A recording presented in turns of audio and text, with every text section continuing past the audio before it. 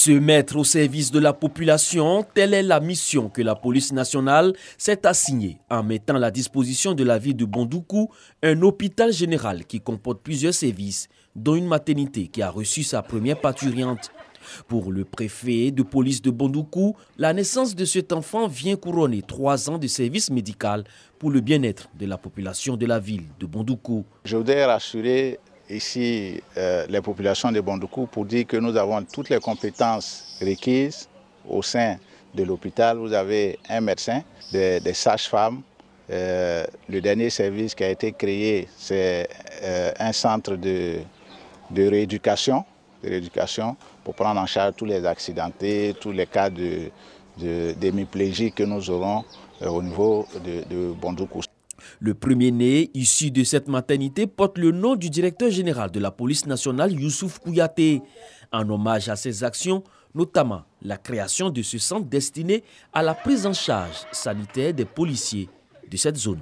Je remercie le directeur général de la police pour tout ce qu'il a fait pour moi et mon bébé. Merci également le centre de santé. En tout cas, quand je suis venue ici, je n'ai pas regretté. La sage-femme, elle m'a beaucoup aidée. Nous venons d'avoir notre premier bébé et vraiment nous sommes très heureux. Et il faut dire que nous avons une maternité, une sage-femme très compétente et vous dire aussi que je suis médecin pédiatre.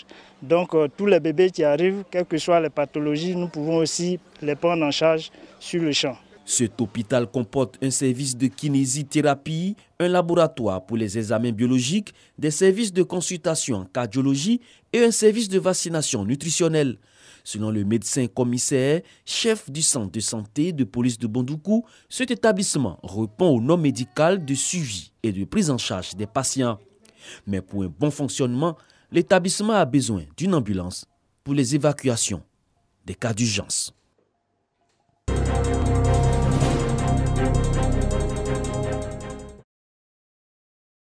Les indicateurs nationaux de la santé de la reproduction en 2018 font état d'une faible utilisation de la contraception. Chez les femmes de 15 à 49 ans, 47% des femmes ont réalisé un avortement volontaire avant l'âge de 24 ans. La mortalité maternelle concernait 32% des femmes en couche. Le projet MLIS est donc mis en œuvre en vue d'améliorer la santé des populations vulnérables. Il y avait une faible utilisation des méthodes contraceptives modernes sur l'étendue nationale, particulièrement les méthodes de longue durée d'action. Et à côté de ces taux faibles, il y avait aussi les besoins non satisfaits qui sont restés très énormes parmi les femmes en âge de procréer.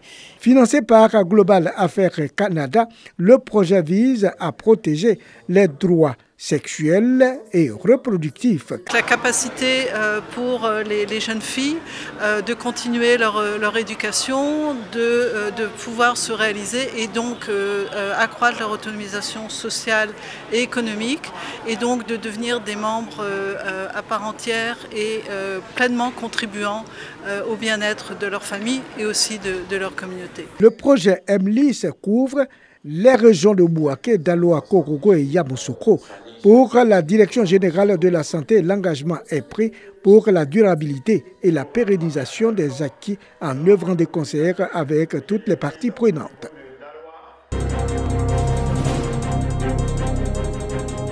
Zansra, sous-préfecture, à une vingtaine de kilomètres de Zionoula. Ces femmes de la coopérative Kofagnaz se rendent sur leur parcelle. Elles y cultivent des produits vivriers comme le manioc, l'arachide, l'aubergine et le piment. Ce matin, elles nettoient le champ d'igname. Nous avons choisi le Florido parce que c'est le Florido qui donne beaucoup maintenant. C'est la variété qui donne beaucoup maintenant. Mais des bêtes, on ne trouve pas beaucoup chez nous ici. D'une culture à une autre, ces femmes gourous ne rechignent pas dans l'effort.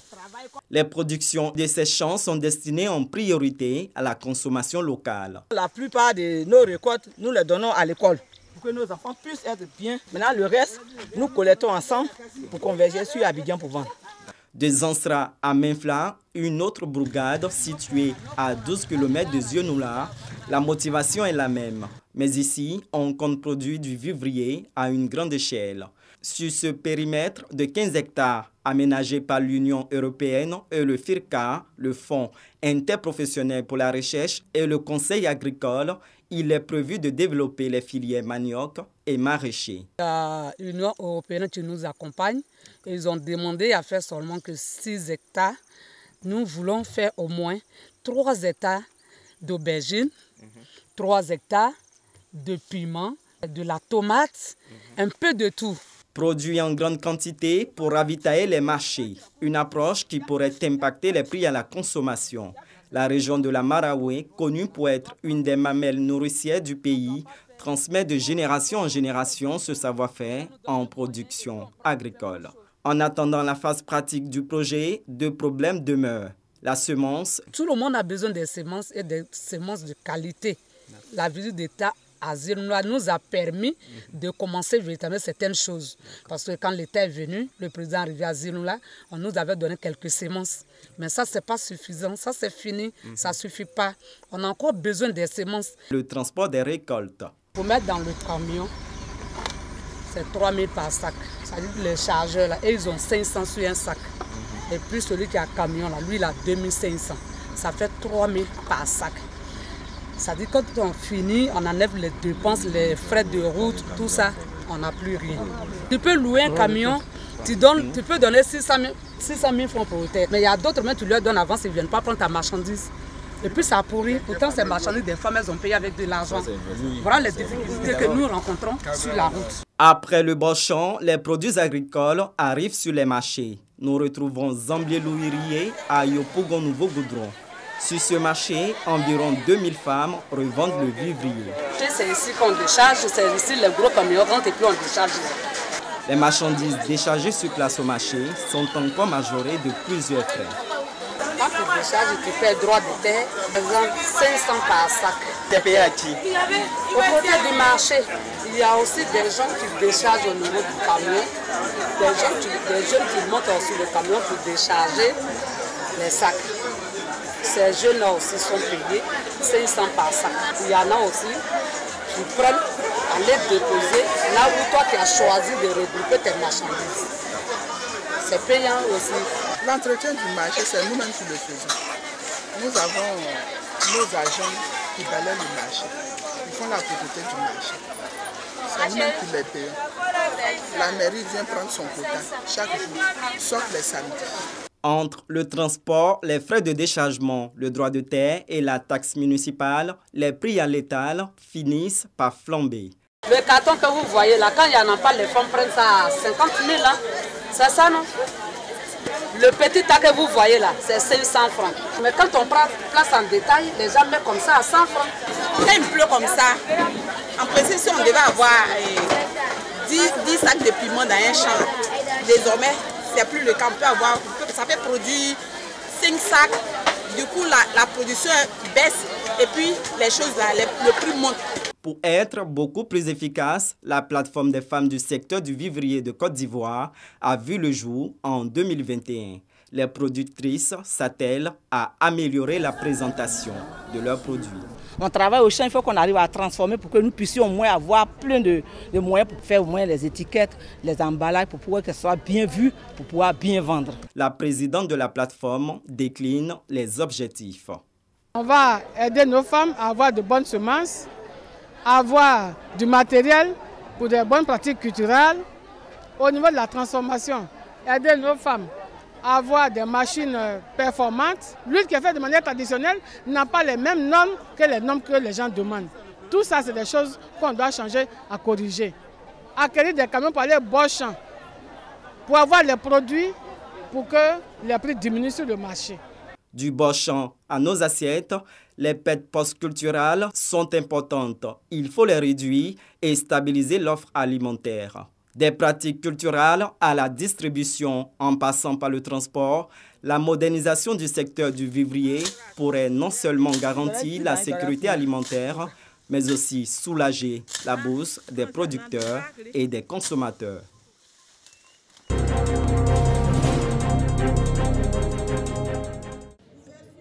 Le rapport du système de gestion de l'information sur les violences basées sur le genre fait état de 5 405 cas de VBG enregistrés en Côte d'Ivoire en 2020. Parmi ces cas, 822 viols, dont 631 sur les filles de moins de 18 ans. Ces violences faites aux femmes constituent une menace pour une paix durable et la dignité humaine. Pour tirer la sonnette d'alarme et instruire les femmes sur les mécanismes de dénonciation des VBG et les voies de recours, la Fondation BLACPA sillonne le pays. La femme et les jeunes filles sont confrontées à diverses formes de violence, à savoir les violences sexuelles, les agressions physiques, les mariages forcés, le déni de ressources, d'opportunités ou de services dont elles sont victimes au sein de leur communauté, leurs lieux de travail, les foyers, les écoles et même dans la rue. À Bouaké, des témoignages des femmes violentées, une séance de dépistage des cancers du col de l'utérus et du sein ont meublé ces activités. J'ai été violée à plusieurs reprises. Il faut dire que ce n'est pas chose facile. La première fois, j'avais 13 ans et demi. C'était pas facile parce que je ne pouvais pas en parler. Et j'ai vécu vraiment avec cette rage, cette colère et cette douleur au fond de moi. Et ça a forgé un autre caractère de moi. Depuis 2014, le gouvernement ivoirien travaille à mettre en place des mécanismes à travers la stratégie nationale de lutte contre les VBG. 77 plateformes avec 1300 leaders communautaires, une ligne téléphonique verte gratuite, 33 bureaux d'accueil, genre dans le commissariat installé. La Fondation BLACPA fait de la lutte contre les violences basées sur le genre et la promotion de la santé sexuelle son cheval de bataille.